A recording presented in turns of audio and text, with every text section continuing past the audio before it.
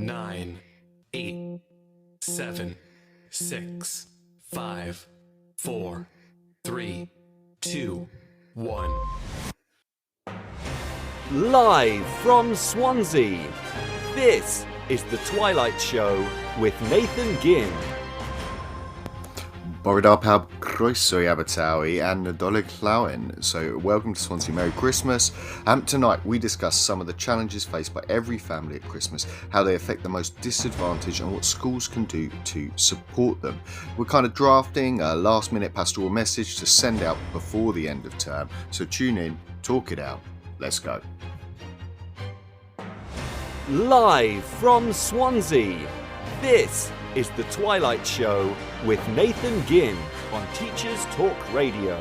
Tune in live at ttradio.org, or to join in the conversation, download the Podbean app and search Teachers Talk Radio. Follow the hashtag TTRadio. Tune in, talk it out with Teachers Talk Radio. Boridar pawb, croeso I Abertawe. Hello everyone, welcome to Swansea and Nadolig Llawen. Merry Christmas to you all. It is the Christmas episode from me on the Twilight Show on Teachers Talk Radio, and we are live. It is the 15th of December right now, and I hear that some people are breaking up for Christmas tomorrow. Not myself, we break up next Thursday, although I do hear that some people are breaking up all the way on next Friday, which for me I think would be a day too far. I'm looking forward to next Thursday, as it is still some things to do, and that really is what we've got this evening. We are going to be discussing some of the challenges that are faced by our young people and their families over this next period. And if you work in a pastoral role, even if you don't, if you've just got the login details for that admin, parent mail, text messaging service, whatever you use, and you can send out some of these tips and advice and help to people over the Christmas period. Hopefully there's something for you to take away from this show. Now I wanted to start off, as we are here in Swansea, with a little Dylan Thomas from A Child's Christmas in Wales. One Christmas was so much like the other. In those years around the Seatown corner now, out of all sound except the distant speaking of voices, I sometimes hear a moment before sleep that I can never remember, whether it snowed for 6 days and 6 nights when I was 12, or whether it snowed for 12 days and 12 nights when I was 6. And there's so much I love about that part of the poem when I think about particularly my time in a primary school in the Christmas period, and we would be doing nativities, and I've been lucky enough to go and see my own son's nativities.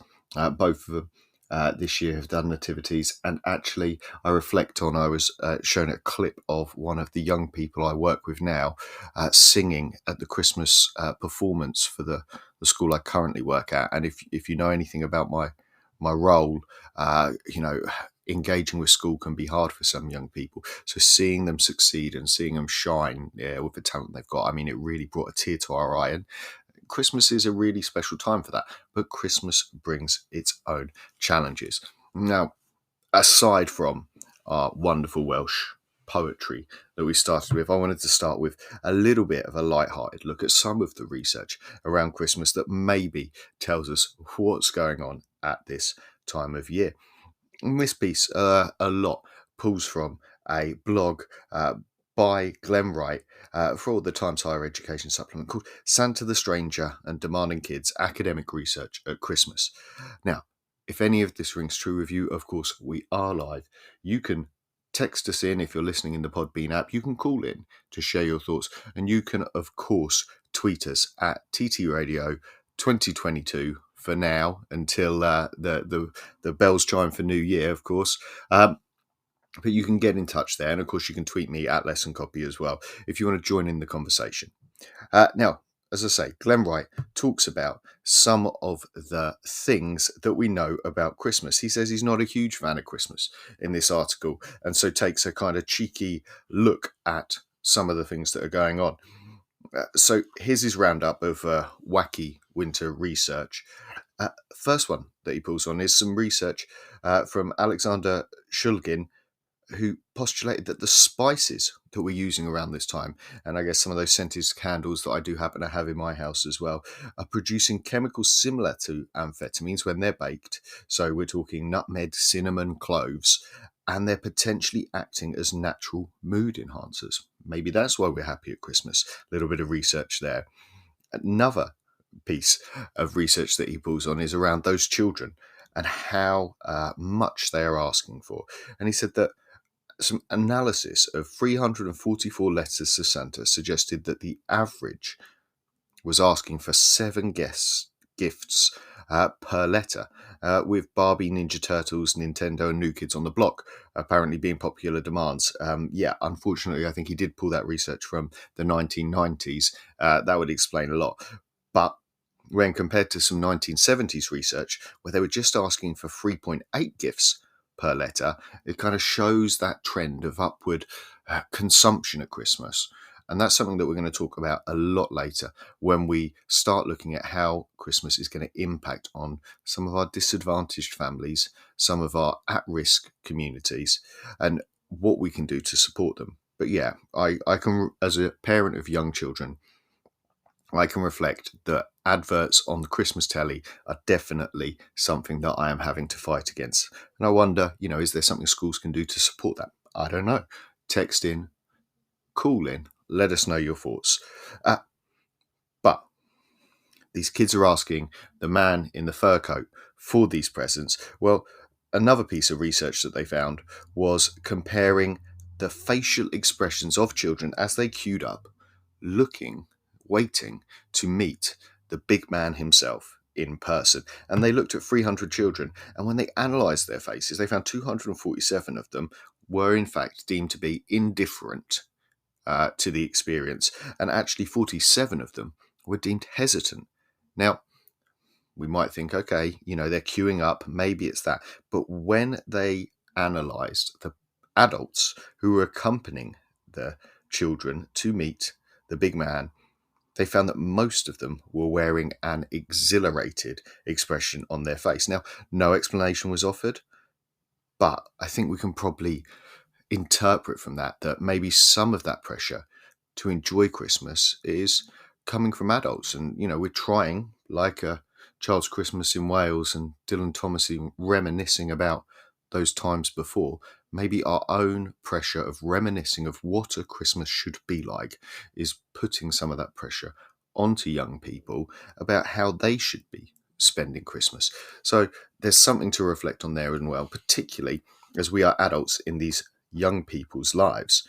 Now, finally, a little bit of Christmas economics from research across the board here and pulling on all different parts. But he found for his blog that during the Christmas period, the US stock market surges in the pre-holiday period, although it's decreasing over time. Well, it doesn't surprise me. Alcohol consumption and related accidents and deaths spike during the holidays. Again, I'm not surprised, but I think when we talk about some of our vulnerable children, our vulnerable families, that alcohol consumption, we're going to need to talk about that in a little bit more depth, maybe in a darker tone, a little bit later on. Apparently, suicides actually decrease over Christmas. The number of people dying from cardiovascular diseases increases markedly. I'm guessing we're talking heart attacks, although the exact reasons for this are unclear. And finally, women do most of the Christmas shopping, men are happier, more kids are conceived, although he doesn't pull together any causal links between any of those three things. So I guess Merry Christmas to everyone, and lots of mixed things going into our holiday cheer. Now, I think it would be, we are not going to be talking too joyously. I wanted to start happily. We have talked about some of the positives, and Christmas is a wonderful time. But I think, if we're talking pastoral, if we're talking care, if we're talking some of those messages that we need to send out before the end of term, I think it's really important that we look really starkly at the situation and the communities in which we are serving. And I wanted to pull on an article from the Shropshire Star for this one, who were talking about, a headline grabbing from October this year, that nearly half of Shropshire spenders expect to borrow money this Christmas.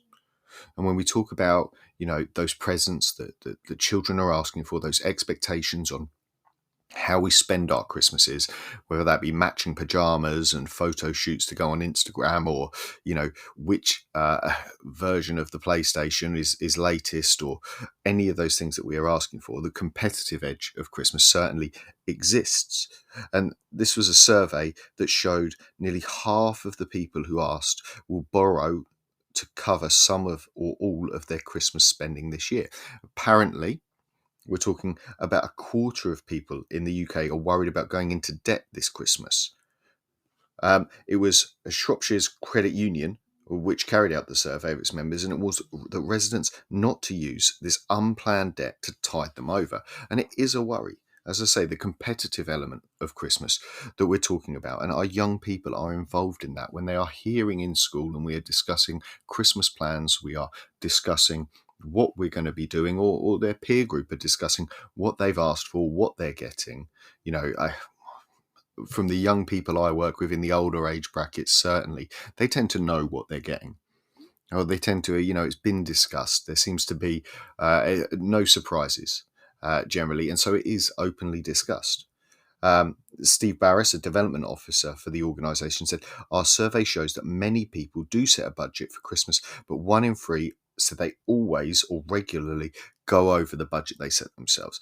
Financial concerns this year are something that's going to come up again and again. And when we look at the advice and things that we can be doing, and certainly I would be saying, if you hold the password to that parent messaging service that you have, some of these things, whether it be an email, whether you're a head teacher and you can send out that newsletter, a text with some of the numbers for support on it, are things that we can get out just to guide people towards what's available to them. As I say, the article ends with research that shows across England there's also been an increase in illegal money lending. And whilst it might appear at first to be a friend who's helping them carry it out, it can quickly become threatening and extortionate interest rates being charged. Now, certainly that money element is an issue. In an article from The Big Issue, the magazine, they talk about how that is affecting young people. And the headline for it is "The Children Missing Out on Christmas in the Cost of Living Crisis." And certainly, depending on where you work, I would say possibly across everywhere we work now, people are, considering tightening their belts. We've had a cold snap recently, and certainly with the fears around heating costs and heating bills, I think, this is a really worrying time for some of our young people that we're involved with. As I say, this is an article from the 11th of December 2022, and they talk about, for some families living in poverty, Christmas is just another day in a long battle to feed their children during this cost of living crisis. It's a magical time, and they wake up to stockings filled with presents and smells of festive feasts wafting through the kitchen. But it might not be the way. And they pull on an interview with a single mother from London, a Denise, they call her. And she goes on to say, "I can't even think about Christmas, to be honest with you. We'll have it next year if the situation changes. I would love to get them a turkey or a special chicken." But she admits Christmas is least of her worries, and it's just another day in a long battle to keep her children fed.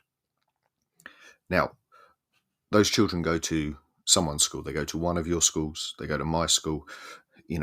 There are many children and young people like that. And whilst we are doing lots of things at the end of this year, and we are collecting presents, we are giving out presents, we are celebrating and having parties in our classrooms, I think it's worth reflecting on, the reality of what we are sending our children home to at the end of the school day or over the Christmas holidays, and what we can do, how we can do it to support that, whether it's in how we spend the last few days of term, or it's in messages that we send home, or advice and support that we can guide people towards.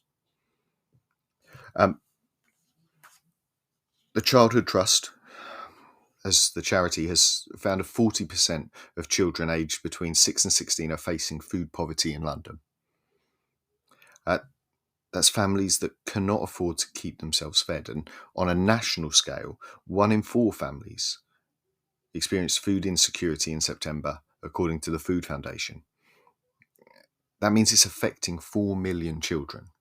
And as I say, if you're listening to this, we're talking about 25% of our school or 40% of our school or more, depending on where you work, are facing that food insecurity. So when we talk about Christmas parties or when we talk about what we're doing, is that the reality? Is it are we building up something too big in our heads, in our young people's heads? Are we setting our aspirations to such a high level that they feel they can't live up to, or actually, their families feel they can't live up to? And that's something I'd love to hear your thoughts on. So don't forget, text in, call in, let us know, how do you feel about the expectations around Christmas? Are they too high? Is that Instagram? Is that social media driving it? Is it, celebrity culture? That we have to have that Christmas tree or those lights on? I don't know. Guinness goes on to say, we've never seen levels of food insecurity that high before. It's an alarm bell. The face of growing adversity and diminishing power of household income, it's really hard now for families on low and even middle income to make ends meet. And if a net consequence of that is children having to miss meals, that's really serious. It's actually a public health crisis.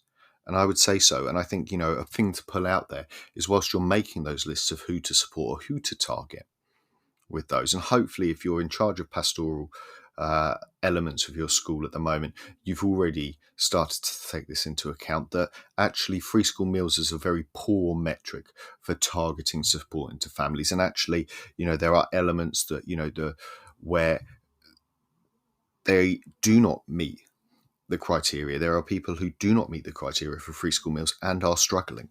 There are people who are working full time and are struggling. And so I think, as we broaden that now, or as we target people, there may even be people who we would outwardly consider to be, very well off, but are actually facing some insecurity, facing some worry, facing some stress. And we'll talk about how that stress is in the family home can affect the young people as well. We do our best as adults, as teachers, to protect them, but if there is uncertainty, if there is doubt, if there is stress in the household, those things are not necessarily going to be supportive or helpful for our young people, and we know that they pick up on them. Now, I don't want to focus too much, as I say, of all of our guidance and all of our advice on what we typically call the disadvantage, because Christmas affects all families. And, no matter how considered and how, open we are to the idea that, these things can happen anywhere and problems can happen anywhere. When I look at Christmas and I'm thinking of my boys, they are going to struggle. And I don't, consider them to be disadvantaged. I don't consider them to face too much adversity. But, it is going to be a tough time for them. And we need to think about all of our families. So what should we be doing for all of our families? And that is where we start it out. How are you setting out your stall across the board for all families at Christmas? And we're going to talk about a piece of writing from romper.com, and it's called How the Christmas Affects Your Child's Brain. For better or worse, there's lots for our little ones to process. And whilst we're winding them up at school, whilst we're having our Christmas parties, whilst we're filling them full of excitement and cheer, and then bouncing them out the school gate, ready to pack our cars up and go home ourselves and crash out, we need to think about, actually, is that the right thing to do? Is that right for the families we're sending them to as we hype them up? Now, Priscilla Blossom, who writes this piece, says, if you celebrate Christmas, it's a time of year that can seriously affect your own mood and thinking. But as a child, I was always excited at the prospect of twinkling lights, family time, and no school, and of course the gifts. But what makes us feel good at that time of year, and what's got them worried, if anything, and how can we support them through it all? Now, we start off with the highs and lows of the Christmas season. And for one thing, there's the anticipation factor. I see this in my boys already. I don't know how many more times we can be counting down exactly how many days, we have advent calendars to keep track, but also, we are starting to get into that counting down mood. In fact, as teachers, you might be counting it down too, whether that be till the end of term. Anticipation is in this time of year, but how does that affect us? Now, Dr. Bethany Cook, who's a licensed clinical psychologist and a mother of two, says that counting down anything can result in feelings of excitement, anxiety, frustration, fear, and happiness, of course, to name a few. She explains that this in turn releases dopamine in the brain, which can make us feel happy. Additionally, lots of how the brain processes Christmas and Christmas Day depends on what's going on around them, particularly our awareness of inequalities. And we've talked about this earlier on, how we are gauging ourselves to others, how we are seeing what others have compared to us. Those comparisons can be really powerful. She says not all children experience positive feelings around the holidays, and increases in parental stress may be released in an abusive manner towards a child.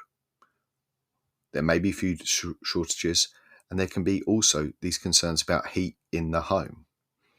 She says the lows feel bottomless and the highs seem limitless. And I guess where you see yourself and where you see those around you, those comparisons can seem very hard. It can also seem that we are feeling out of control. She says their body's hormones are releasing a metabolism a little extra around the holidays, which makes them extra tired, irritable, and more easily thrown off their game. So you have to be patient with them and yourself. Now, I think that's something I'm going to remember as a teacher going into these last few days of term, about how we are going to be extra tired. It has been a long term. We are going to be extra anxious, extra excited, extra nervous, extra irritable. And as we move through, what can I do as a teacher to support that?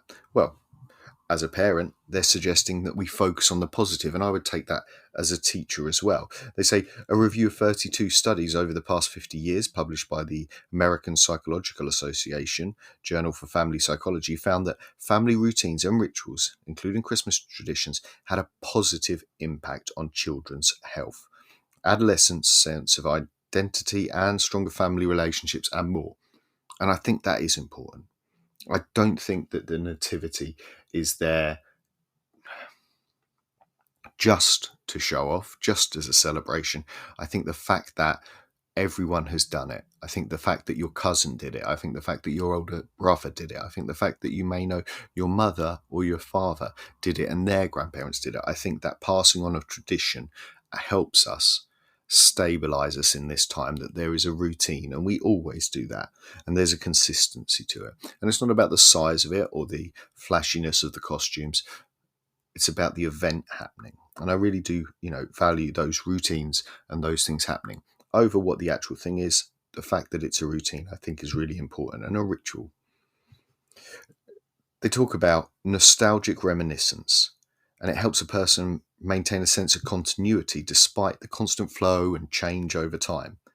And that was from nostalgia expert Dr. Christine Bancho in an interview with American Psychological Association. She says, it is reassuring to realize how rich our lives have been, how much joy, hard work, success and excitement we've experienced. And the research shows that children as young as 5 and 6 can feel this nostalgia as well. And that time for reflection, I think, is a very positive thing. There will be some cases where we need to consider that.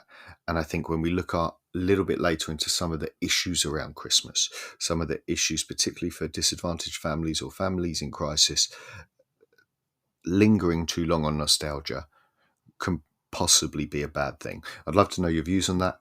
Text us in or call in. And of course, you can tweet us at TT Radio 2022 or tweet me myself at Lesson Copy on Twitter. And you can find us on Instagram, on Facebook, and on YouTube, where you can follow us and you can comment if you've got something to say about whether you think, what we can do to support young people at Christmas, and what schools should be doing as part of that, as well as the families, as well as the wider community. Now, we've talked about our young people and whether they're feeling regulated or not regulated. And Dr. Cook in this article talks about what to do if a child is overwhelmed. They say, holiday lights may be overstimulating, or the constant repetitive singing of songs might drive your kids nuts.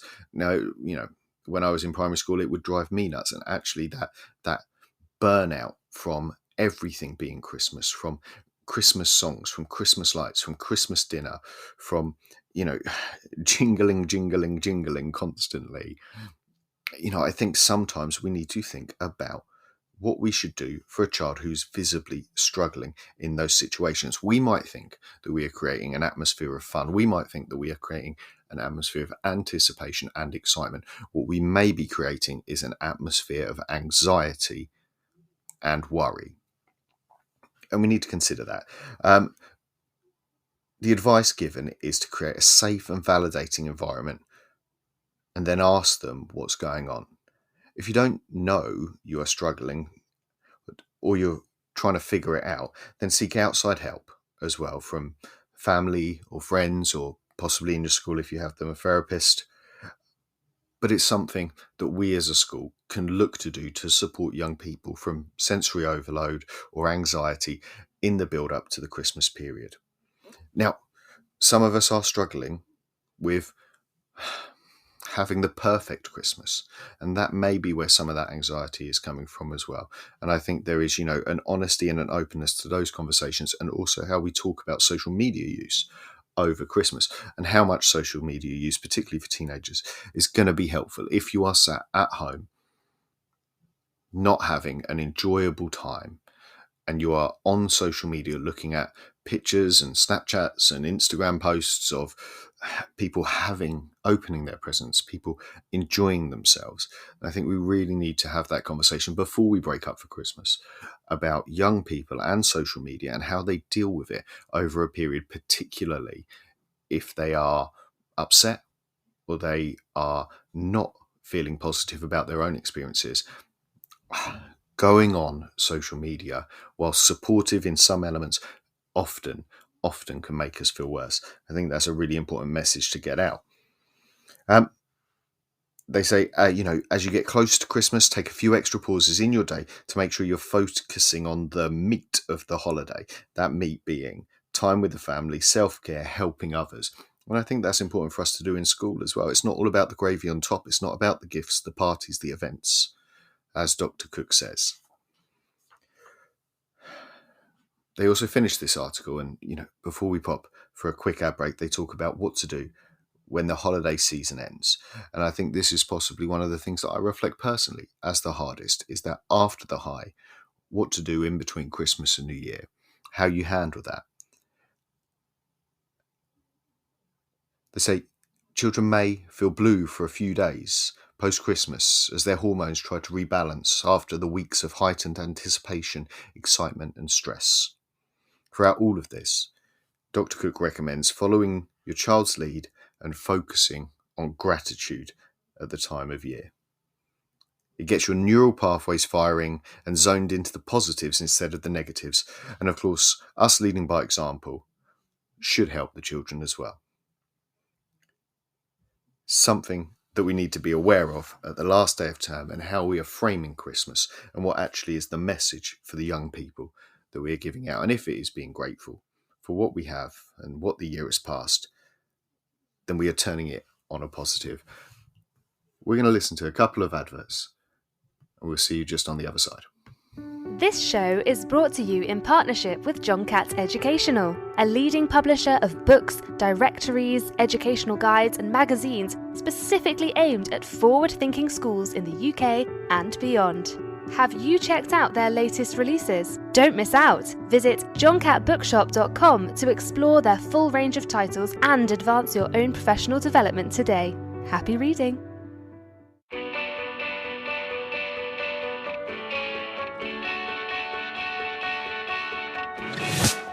This episode of Teachers Talk Radio has been made possible with support from Witherslack Group, the UK's leading provider of SEN education and care.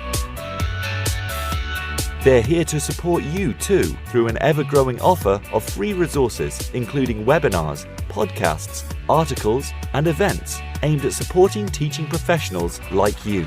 Visit their website at www.witherslackgroup.co.uk to find out more. Live from Swansea, this is the Twilight Show with Nathan Gynn on Teachers Talk Radio. Tune in live at ttradio.org, or to join in the conversation, download the Podbean app and search Teachers Talk Radio. Follow the hashtag TTRadio. Tune in, talk it out with Teachers Talk Radio. Boridar Paub, Croeso I Abertawe. Hello everyone, welcome to can't even get my English out properly. Welcome to Swansea and Nadolig Llawen.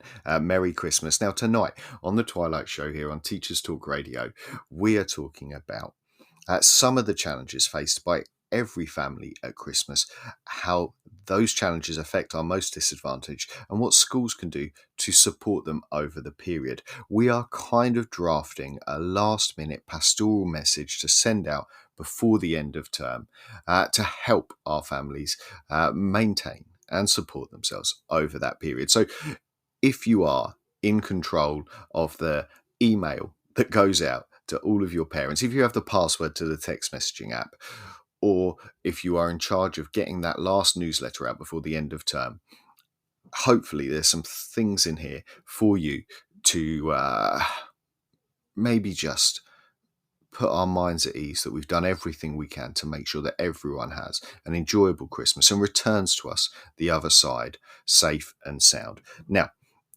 we are reflecting, of course, on how this affects children, but it's important if we reflect first on how it affects us as adults and think about that in terms of how that might affect the young people we're with. Now, some of the information from the charity Mind at mind.org.uk talking about how Christmas might affect mental health.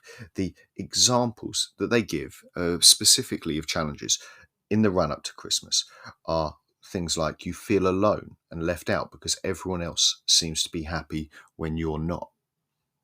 They say you wish you didn't have to deal with Christmas or find it stressful because of other events in your life. They talk about feeling frustrated by other people's views of a perfect Christmas and if these feel different to your own experiences. Having ideas about what Christmas should be like and feeling as if you need to enjoy it or worry if something will ruin it. And we've had a message in there already from Caps listener just saying the cost of living is a complete joke at the moment. And yeah, comment in, send those messages in. We'll be talking about, this, how this affects all families, but also how this affects disadvantaged families. And don't forget, you can text in if you're listening live in the Podbean app. You can also tweet us at TT Radio 2022 and join the conversation. Tune in and talk it out.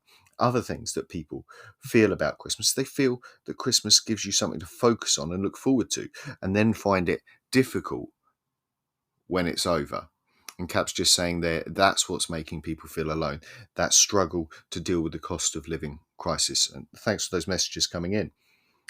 We might say we want to celebrate with someone who's struggling.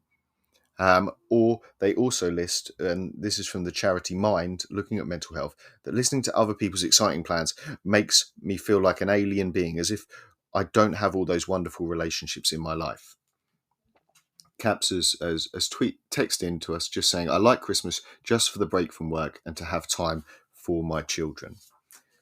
Now, as I say, the charity Mind go on to talk about mental health and how it affects people in general, and this mainly is focused on adults at the moment before we look at how it affects young people and children.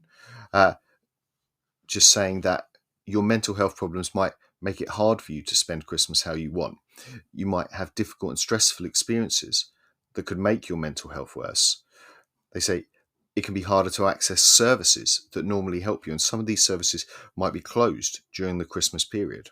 That your usual routines may be disrupted, and this might make it harder to manage your mental health. I would say for me, I am very institutionalized by being a teacher, and not having the routine of going into work I find incredibly difficult, whether it's summer, whether it's Easter, whether it's Christmas. It is one of those things that I find it very difficult. And when I reflect on that and the young people I work with, I imagine that when we talk about routines and maintaining routines over the Christmas period, it is something that they also reflect as being a challenge for them as well. If you're not getting up for something, when do you get up? The final one that they list there is, of course, New Year can also be a hard time, making us look back on difficult memories or worry about the coming year. And we might also reflect on our lives and regret things that we haven't achieved. I think that's a really important thing when we talk about the looking back and the gratefulness and the thankfulness, if you are to turn to your class and say, yeah, what are we thankful for this year? I think you need to be very well aware of the situations that you are in and the difficulties and challenges that people have faced. Caps is messaging and saying, look at all the strikes happening.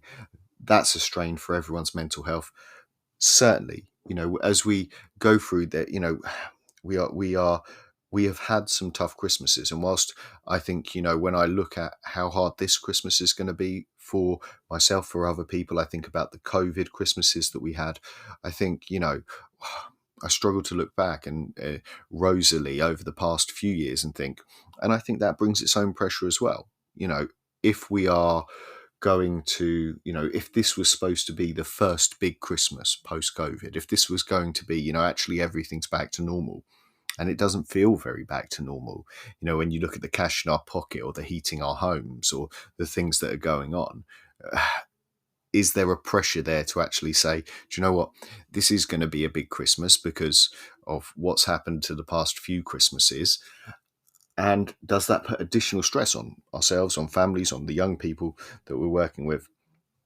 Now, as I say, a lot of that was targeted at all people, adults particularly, and some of us working with older young people will relate to some of those things. But Childline have put together some things around how it affects children specifically. They go on to say, Christmas can be an exciting time when young people get together to celebrate. But it can also be a difficult time if you're feeling lonely, worried or stressed. And they say that they've got some tips and advice for us to go through.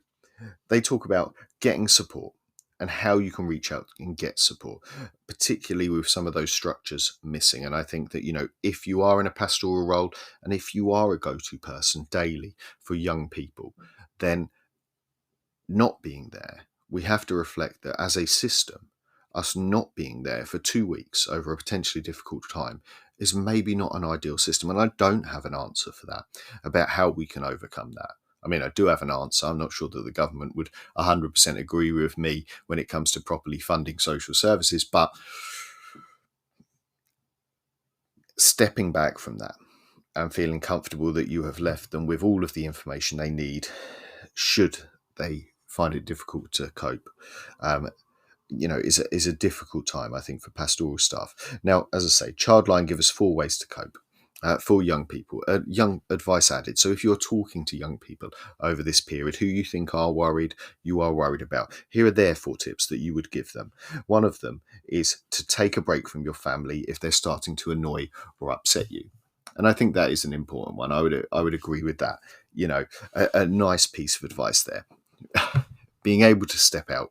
Young people aren't great at going for a walk, but, put your headphones in, zip up your hoodie, get out of the house for a little bit, even if it is, because cooped up at Christmas is not a great feeling. So yeah, remind them that they can take a break from their family, or specifically from the family in their house, maybe visit family in a slightly different part of town or a different house, or share time with other people. Another piece of advice that I think we should be giving all people, this is a message that should be going out in every assembly, in every form time, in every bit of pastoral time, is don't compare your Christmas to other people's or what's said on social media. Every Christmas is different. It's your Christmas. It's for you. And actually, we know, we should be having these regular pastoral conversations with young people about social media and what it presents and actually what the reality is behind that. People only put the best of them on social media for us all to see. And so, comparing to that, you're always going to feel like you are subpar. Their 3rd tip is say how you're feeling on message boards. Express it with them at Childline. Talk to someone in an appropriate way. And I'm not suggesting that is, maybe some social media platforms, but certainly if I was in a pastoral role at a school at the moment, I would be adding to the bottom of my newsletter rapidly things like Childline, things like some of the other ones that are out there to help, things like Beat, the charity that supports eating disorders. Over Christmas, an incredibly difficult time with all of the things going on around food and image and all of those things. I would be tagging those to the bottom of the newsletter as we speak, or a text message, ready to send out. And that is their advice. They also remind us, of course, it's okay not to celebrate because it can be a difficult time. We talk about Christmas. Christmas consumes us as much as we consume it at this time of year in our schools. But not everyone does celebrate Christmas, and that is okay not to celebrate Christmas. And the fact that we are talking about that and sharing those stories and those viewpoints with the young people that we work with. Not everyone does celebrate Christmas, and that is normal, and that is okay as well. Now, as far as something else that we can do, and I've talked a little bit about those messages that are going out, some things that are really useful, and if you are looking for a quick takeaway from this episode that you can do, is the charity youngminds.org.uk have wellbeing advent calendars that you can take. You can download. They have primary, they have secondary, they even have staff advent calendars that you can take with tips on it and things that you can do. Now, if you visit their website, you can download these. They could be sent out in an email as a PDF. You could screenshot them and text them out, or send them on your school's platform for remote learning, which I imagine everyone still has up and running. You'll be able to get this out. But certainly these calendars, which take us, unlike a normal advent calendar, which would take us from the start of January, these ones start pretty much from the end of term over that holiday period, from Monday the 28th there, all the way through Tuesday the 29th, all the way through to the winter break period, shall we call it. They include things like, in the primary school setting, playing games, craft activities that you can do, having a dance-a-thon, things that you can do within your day. This is your thing. This is your mindfulness. This is your well-being activity. In the secondary one, just going through, making an alternative Christmas card, going through, making affirmations about how you feel, having a mindful walk, even learning a TikTok dance is one of the things on there. But they're all downloadable, all as a PDF, and something that it would be very easy for people to do. And you can send them out, and you can message them through your systems to young people to give them that little bit of extra advice. And I don't think this is something that would take a lot of time. I think it's something that would be able to be done as you're wrapping up the end of year. And the other one that I would certainly be tagging on for people, so as well as the big shout out there to the youngminds.org.uk wellbeing advent calendars, would be the NSPCC, who have a fantastic section on their website about Christmas, where they are giving, a wonderful charity that supports people. And they talk a useful one, this, I would say, for parents, sending it out on your text messaging or on the bottom of a newsletter, just with a list of easy cooking recipes for children, with indoor winter activities for rainy days, with Christmas films and books for the whole family you can go with, and also tips on how you can cope with Christmas stress or with Christmas traditions around the world, and eco-family Christmas guides. So plenty on there to support families as we go. Those things are simple things for us as pastoral staff, for us to be able to do, for us to be able to message out so that information is out there. There will be a list within your area of other things that support young people, whether it be the local support line for people in crisis or young people in crisis, or whatever the wording of it in the area that you work in. Those messages should be some of the messages that are texted out or sent out in those last days of term. If you're able to, set a reminder send type feature on it, a scheduled send, so that they, drop out regularly. If possible, over the Christmas period, or if you have admin staff who work over that Christmas period, having some of those messages sent out so that they are getting to the people when they need it, when they're low, they've got access to those bits of information. Some of the other really important support, and this is messages that we can be giving as we talk to our young people, rather than, and I don't want to say come across as a Grinch for want of a better word, as I have been called before, because it's not about that. It's not about downplaying the enjoyment and the fun of Christmas. It's about supporting young people through what is, for a lot of people, an incredibly difficult time. It's a time with a lot of challenges for some of us to have to overcome.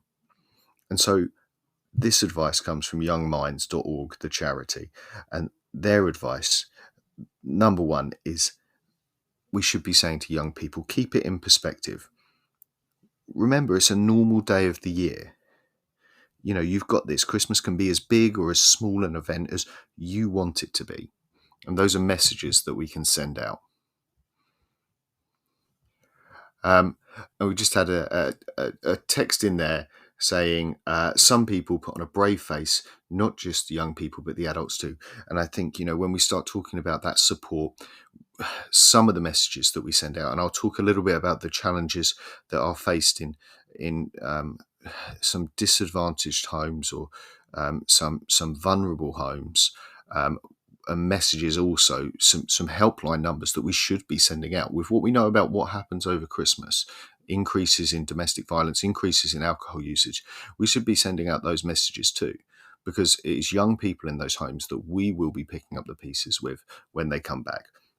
But for now, as I say, focusing on that, you know, that message of we should be saying not, you know, make the most of Christmas, it should be wonderful. But hey, do you know what? It's okay to keep it in perspective. Then number two is about, they say, don't bottle up your feelings. And again, that's a message that we can put out in our pastoral conversations with young people, saying, yeah, talk to people you trust.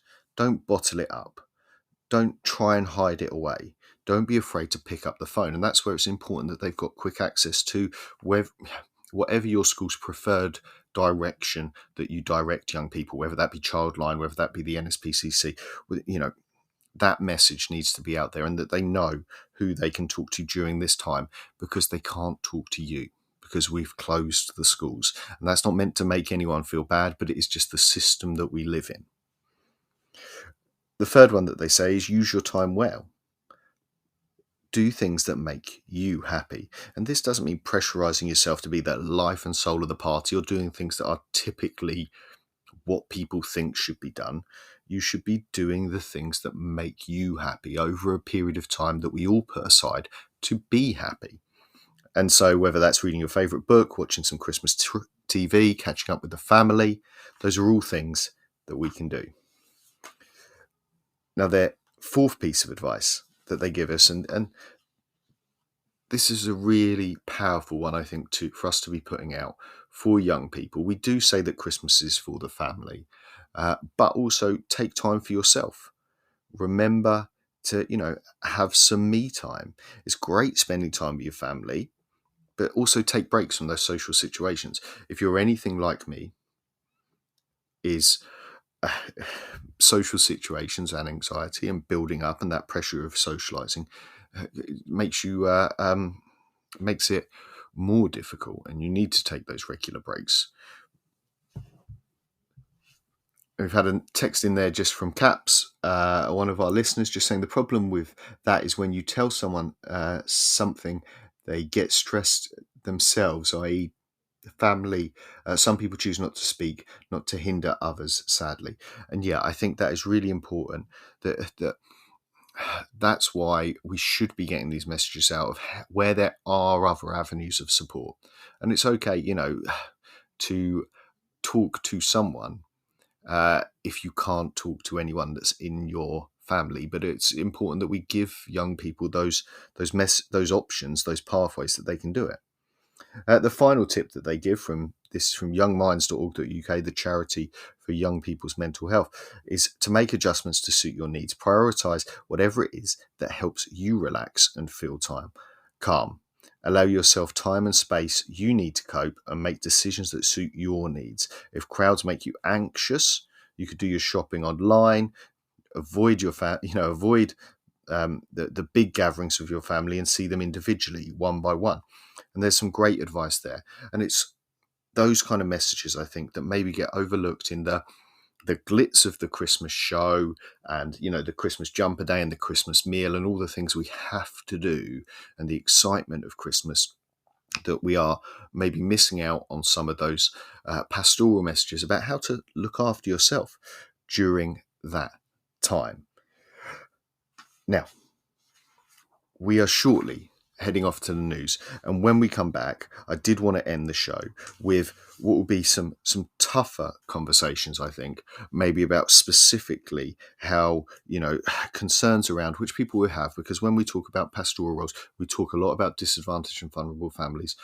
We've talked a lot during the show about things that we should be doing for everyone. Christmas will be difficult and hard for everyone in their own way, and when we come back, we'll talk about how that specifically relates to disadvantaged groups or vulnerable families. Hopefully at the end there, we will pick it up and feel a bit more positive, because we have done everything we can to make sure this Christmas period is as smooth and successful for everyone. But we'll see you just on the other side of the news.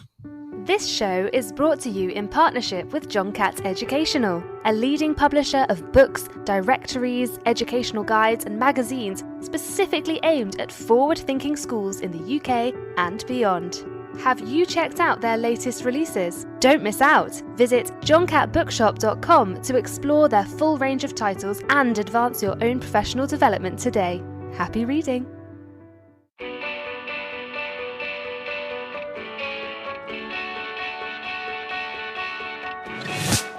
This episode of Teachers Talk Radio has been made possible with support from Witherslack Group, the UK's leading provider of SEN education and care. They're here to support you too through an ever-growing offer of free resources, including webinars, podcasts, articles and events aimed at supporting teaching professionals like you. Visit their website at www.witherslackgroup.co.uk to find out more. This is Teachers Talk Radio, and this is Teachers Talk Radio News.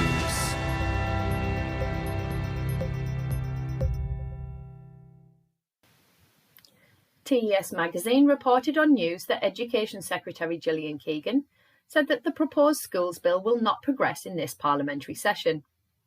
The bill itself was originally launched in May this year and covered a range of areas including school attendance, safeguarding and new powers over multi-academy trusts. Ms Keegan spoke at the Commons Education Select Committee, confirming that the schools bill will not progress in the third session. She also said her department remained committed to the objectives and would be prioritising some aspects of the bill. Of the aspects of the bill Ms Keegan stated she wanted to focus on, she identified the need for a register to identify and account for children not in schools, as well as helping more faith schools join multi-academy trusts.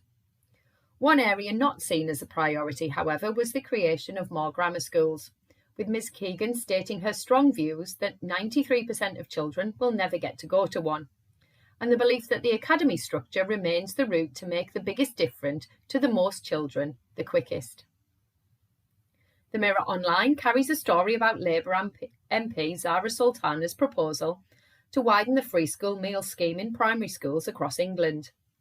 Under the plans, all primary pupils would get access to free school meals. The current scheme for universal free school meals ends in Year 2. The article suggests that under the current plan, around 800,000 children living in poverty miss out on free meals due to the strict eligibility criteria. Ms Sultana will bring forward a bill in the coming week. The MP for Coventry South said it was a major issue when families simply can't afford everyday groceries, and that providing meals for school was another strain. She went on to point out that both Scottish and Welsh governments have plans to introduce universal free school meals, but accused the government in England of prioritising tax breaks for the wealthiest people. Warwickshire World online news site reports on the arrival of delegates from around the world to a conference focusing on developing technical education. More than 50 visitors attended the event organised by the British Council at Warwick Trident College. The college is part of the WCG group. Guests arrived from a range of countries in Africa and Asia, with delegations including government ministers and education officials. A spokesperson for the WCG said technical education is one of the key pillars of a successful developing economy, and that the hope was that delegates would take away some insights which will have a positive impact on their country's developments in technical and vocational training. The latest Sunday Times Schools Guide has been released, and many local news outlets are reporting on the successes of schools in their surrounding areas. Northern Ireland outlets report that the guide has rated 7 secondary schools in the national top 50, calling this a significant achievement in light of the nation's comparatively small population. It was acknowledged that several of the Northern Ireland schools mentioned in the list have been described as highly selective grammar schools, with the DUP's Diane Dodds noting that whilst Northern Ireland is punching above its weight, there will always be areas where improvements can be made. She went on to point out that the list as a whole is dominated by expensive fee-paying schools. Finally, Keele University has launched the UK's first law undergraduate degree designed to help tackle the climate crisis. The new course in Law with Environmental Sustainability is the first of its kind in the UK. It has been developed to create legal professionals with a good knowledge of environmental obligations on governments and communities. Professor Alison Brammer, head of the School of Law at Keele, said, "The climate crisis affects everyone, and we need legal professionals who understand the issues we face." This has been your Teachers Talk Radio News with Joe Fox.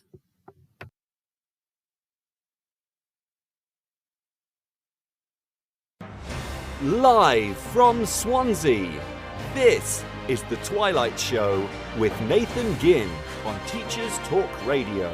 Tune in live at ttradio.org, or to join in the conversation, download the Podbean app and search Teachers Talk Radio. Follow the hashtag TTRadio. Tune in, talk it out with Teachers Talk Radio. Boridar Pawb, croeso I Abertawe. Hello everyone, welcome to Swansea and the Dolig Llawen. Merry Christmas to you all. Tonight we are discussing some of the challenges faced by every family at Christmas, how they affect the most disadvantaged in particular, and what support schools can give.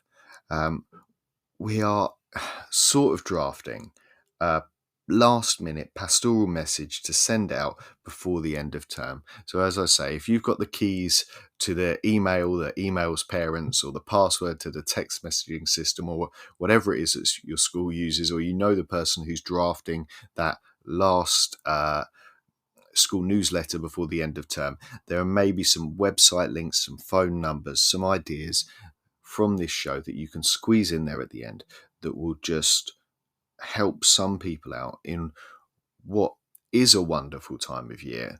It is a truly magical time for a lot of people, but can have its stresses and its strains and its challenges for some. Now, I said before the break, we've been talking about those general approaches that we can do for everyone, because any person can struggle at Christmas. It's not tied in, but for some groups in particular, we know that there are additional factors and pressures that will make it difficult. Now, I'm going to refer to a Schools Week article that came out. It was an opinion piece that came out yesterday, in fact, and it was called "Do Schools Understand What It's Like to Be Poor at Christmas?"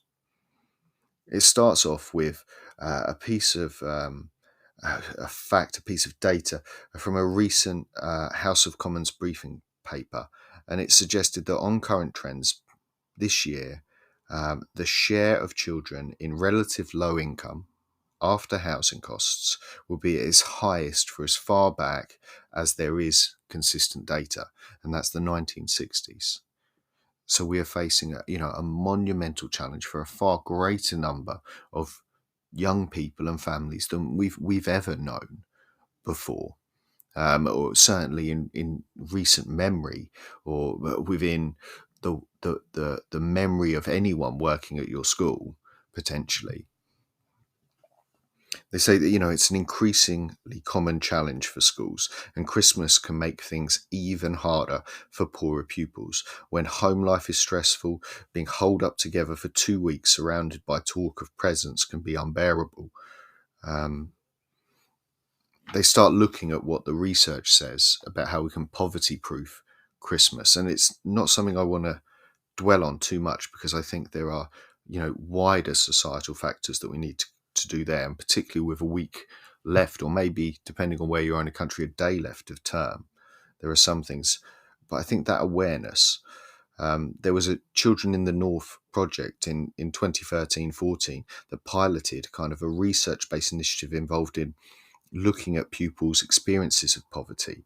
And a recent evaluation of that by Laura Mazzoli and Liz Todd, it showed that teachers were often surprised by pupils' reports of stigmatization when it came to poverty and how they felt.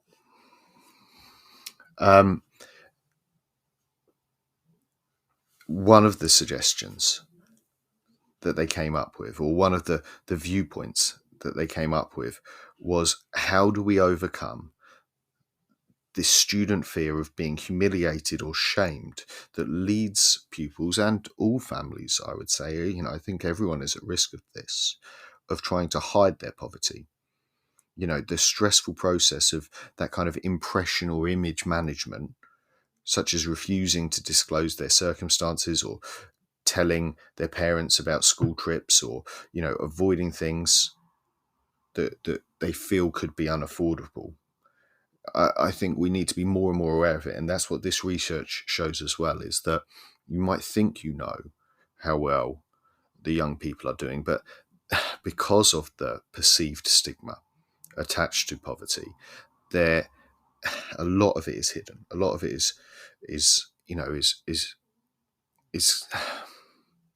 behind closed doors, and we are sending them for 2 weeks to be behind those closed doors without a good understanding of what's happening. Now, another aspect that we need to consider within this, and it is a tough thing to discuss, and there is a warning on this. We need to discuss some tough concepts when we're talking about some of the problems that people will face over Christmas. And this comes from an executive head from Buckinghamshire, Deborah Rutley, who is keenly aware that Christmas can be hugely traumatic for many of her pupils. She says, we try and make sure the focus of Christmas is on the human dimension. She also says, with that, though, she's keen to avoid making it a fun-free zone. It can still be fun. And she says it's a difficult balance to achieve, but schools gear up for the season of goodwill. This Smith and Todd article research about the fear as being seen as poor might stop us from really understanding the problems that we are facing. We've had a text in there from Caps just saying some kids like school to get away from home, sadly. And I think that some of those things around the structure, the warmth, the food, the routine, I know people don't like to think of their lessons as entertainment, but it is a structure and an activity and something. I think it's okay to say that school is entertaining. It certainly is potentially more entertaining than being at home and doing nothing. And so all of those things disappear. And that is something for us to reflect on and truly understand. Now, we do finish off with some specific tips as we come through. And a lot of these come from a Teacher Toolkit article on supporting specifically disadvantaged pupils over Christmas. Very recent, so, reflecting those cost of living crisis that we face, reflecting the struggles that a lot of people are facing around heating their homes at the moment, and also reflecting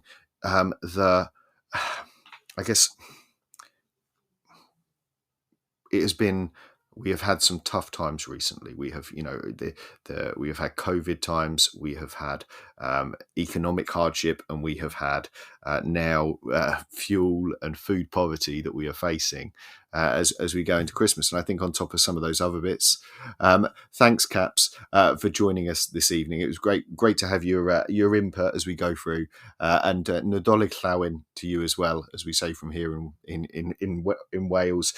So yeah, Merry Christmas, Nadolig Llawin. Now, some of the advice that they give, and as I say, there are some bits here that do come with, I don't like the word trigger warnings. It's tough conversations that we're having, but we know that over the Christmas period, domestic violence spikes. More alcohol is consumed. You've got relatives round for longer, emotions running high, and some young people live in abusive and turbulent households, and they dread Christmas. And I think also, when we look at the families, one of those texts that I would be sending out over this Christmas period would be links to local domestic violence help, support, in whatever way that can be, how that can be reported, how that can be supported. And so that is a message that I would be getting out. Another thing that they look at in this article is they talk about the cost of Christmas. And, we've talked already about people barely scraping money together, whether or not there are free school meals. And there are, and I have articles, if we get a chance, I'll share some of them. A lot of places are continuing that free school meals provision over the Christmas period in some way or another, whether that be kind of vouchers, whether that be providing the meals access to different things. You need to get in contact and find out what that is in your area. And that is a text or email that needs to be sent out. If you're pastoral staff and you haven't sent out that information already, you need to get that sent out so that people know where that food is. And also some of the other things that are going on. I'd be considering sending out when the local food banks are open. And also potentially sending out some information about avoiding. We heard right at the start of the show that borrowing money, going into debt, a quarter of people in the UK going into debt over the Christmas period. We need to send out information about if that is happening to you, safe ways to do it, avoiding, loan sharks and illegal money lending. Another one of the concerns and the piece of advice that they say to look forward to is about good routines undone. Attendance, behaviour,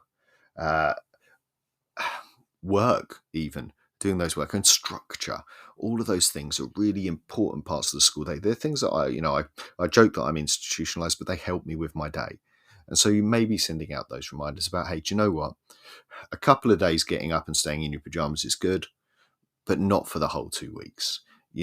Let's have some days where we get up at a reasonable hour and we maybe get out and have a walk, or we do some stuff in the house. Having those good routines are important. We've already talked about hiding poverty. And so we move on to our last section of talking about, what schools can do. Now, this advice, as I say, comes from Teacher Toolkit, and we skate over some of their points and bring our own to it as well. But they say focus on the Christmas spirit. That's something that was brought up much, much earlier as well. It's not about the things, it's about the being together with family, or it's about the reflecting on the year and the positives of the year and taking them forward into the new year, or it's about the giving as well. It's about those human connection attributes. It's not about the material things. And so focusing on that as a school is a really important message that we can be giving out in our, last, you're going to have a form period. You're going to have pastoral time before the end of term. If it's in primary, just before you send them on their way home and you've emptied their drawers to make sure they haven't left any sandwiches in there that are going to go rotten over the Christmas period.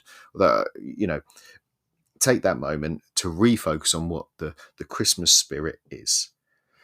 Another important thing, and I think, this is something for the new term now as we get onto they talk about adding up the cost of Christmas for the school. When you talk about the Christmas disco, the nativity costume, the Christmas jumper day, all of those donations, it can add up to quite a bit. And if you don't yet have a calendar, a total of how much you are asking of parents for a year, I would advise schools to do that immediately. One of your first jobs when you get back in January, work out, how many times a year are you asking for a charity donation, of how much, a parent at your school, how much can they expect to be spending per child to attend your school? And I would be totting in there, even some of the donations that we don't think of as being, an actual cost, because, so once you put in school photos, a few raffle tickets, they're all normal things that we expect of parents. You add them all up and they can certainly add up to a lot. So if you haven't done that already for the whole school year, I think we should all have that. That should be something that schools should have. How much does it cost to attend here? And of course, the final piece of advice that they give is about supporting families. Now, I know that lots of schools, I've seen those photos, and I've seen it at my own school, run community kitchens where there is almost like a food bank or clothing bank, where they will do those things. They'll be going out and delivering food parcels potentially. But all of that information and support and help is something that is happening more and more in schools as we come through. Now, I think, as we come towards the end of the show, one of the things that we've most often heard about, and I look through the research that I've done for this show, and I see another article there from SSAT UK, and the key points that they're pulling out: domestic violence spikes, issues around money, issues around having people to talk to, issues around comparing. And I think that is an important part. It's too late possibly to have considered if the young people in your school are going to be bringing in presents for you.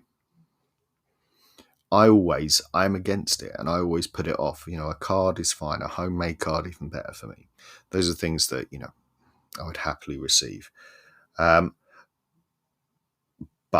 some schools do. Some schools, there is more of a culture of gift giving, of parental competition, for want of a better word, and it can just be unaffordable and unnecessary. It is nice to be thanked, I agree, but share that information publicly.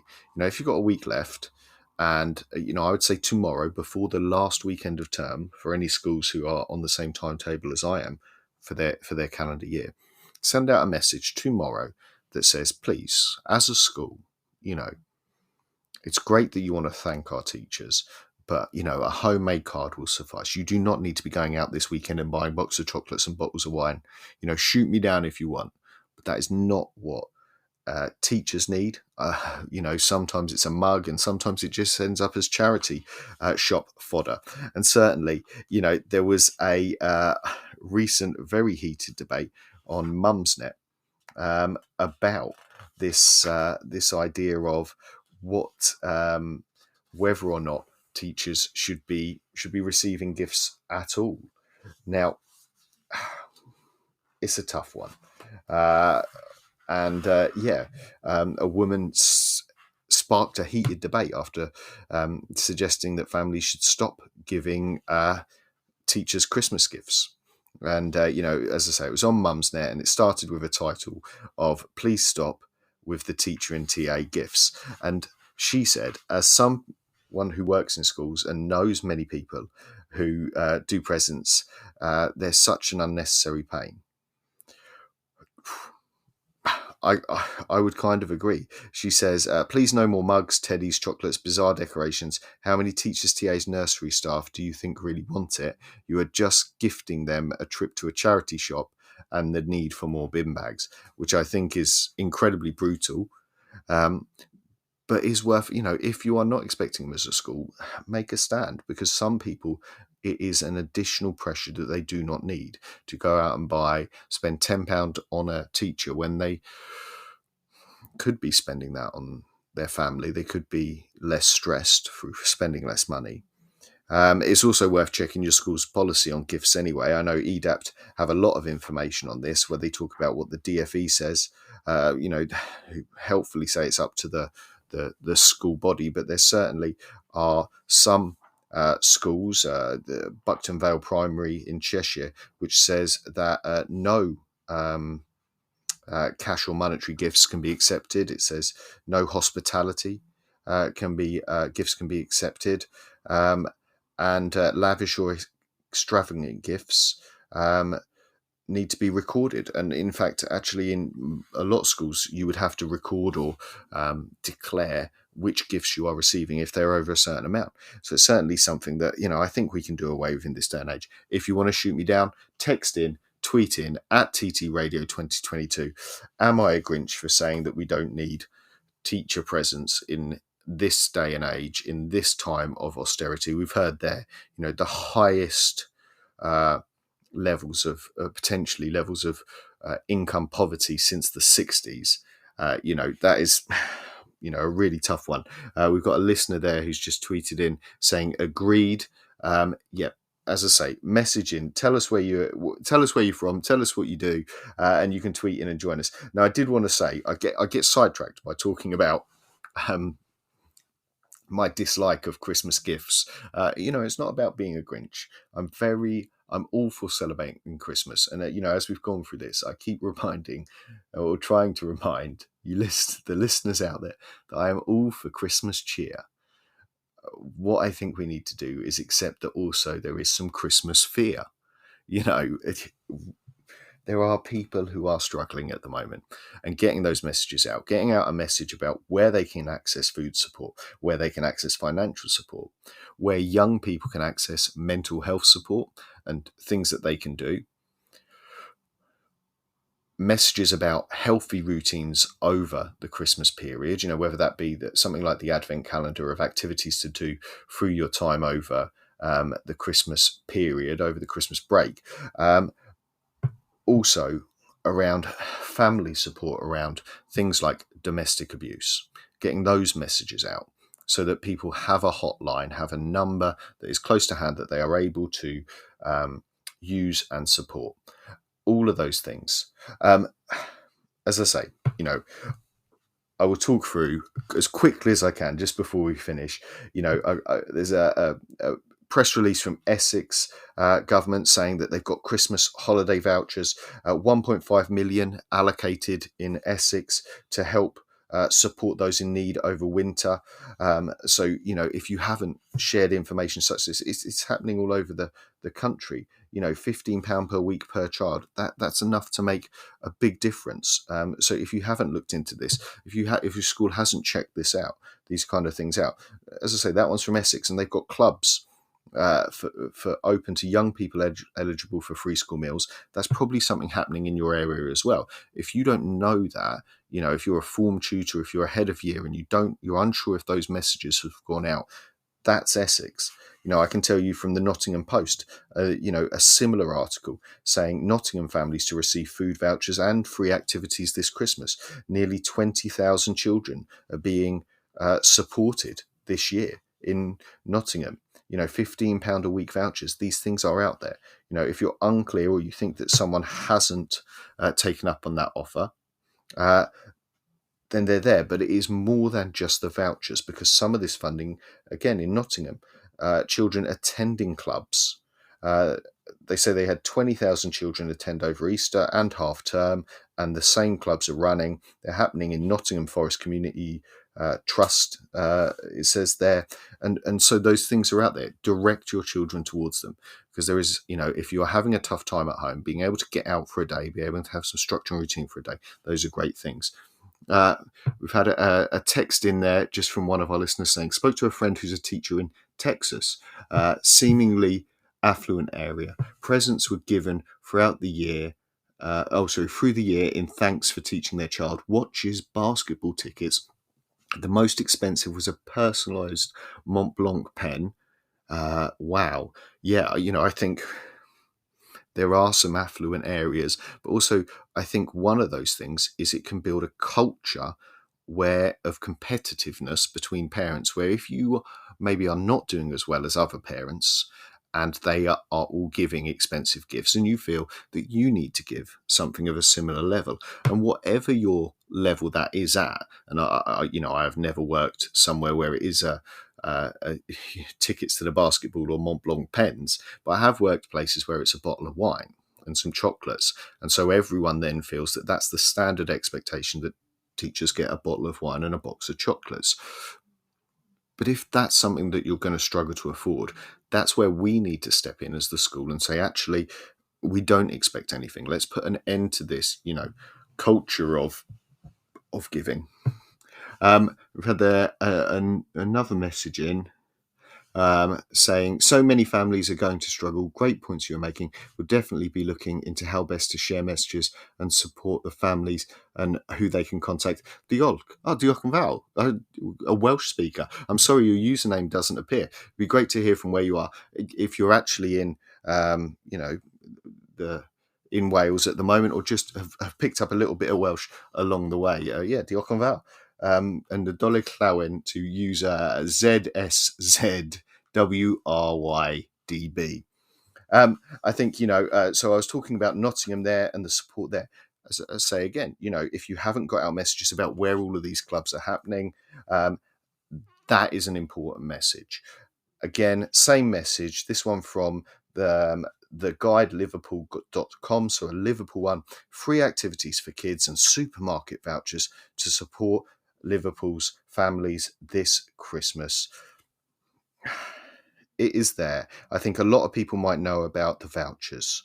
I think what is less known, or maybe less publicised, is all of the amazing clubs support activity days that are free for young people to go. And that is my final message. Gareth. Fantastic. Well, good to have you here listening, Gareth.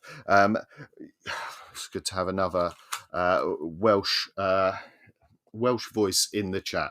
And Giselle here in Miami, of course. I wonder, Giselle, are Christmas gifts for teachers a thing in Miami? Is there a competitiveness? Is it just a card? We heard, a little bit there about some people getting bigger gifts even than that. I personally am against them.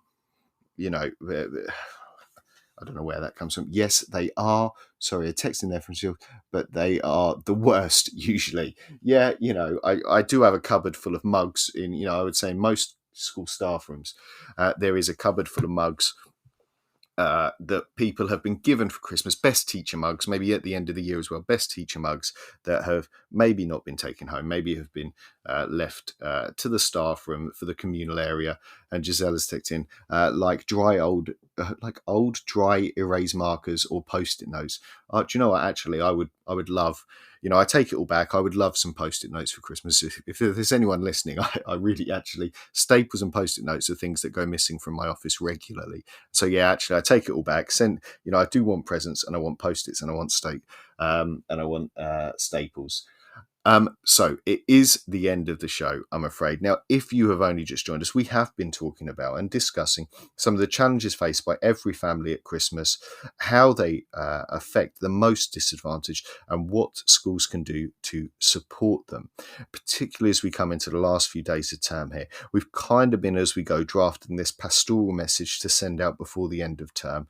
And I know that those key things that I've been hammering home about, if you can get control of your school's text messaging app, whatever it may be, or the email, or the head teacher's newsletter, those things that I would love for people to go away and to put in them and make sure that they are there, are who young people can reach out to if they can't reach out to their pastoral team over Christmas.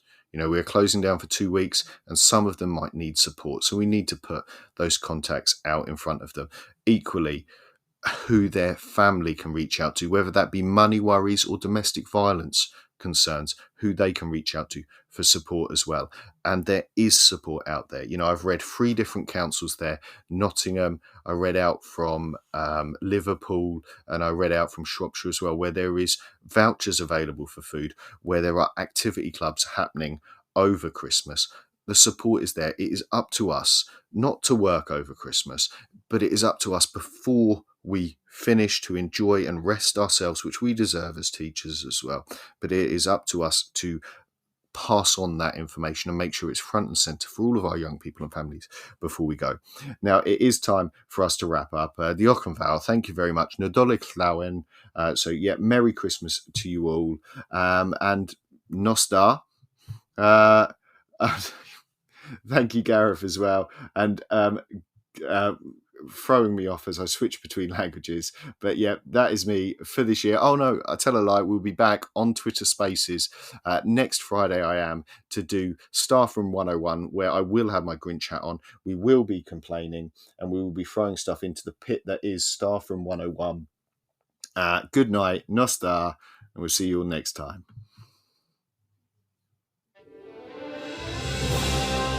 You've been listening to Teachers Talk Radio. Tune in live and listen back at ttradio.org. We look forward to hearing from you next time on Teachers Talk Radio.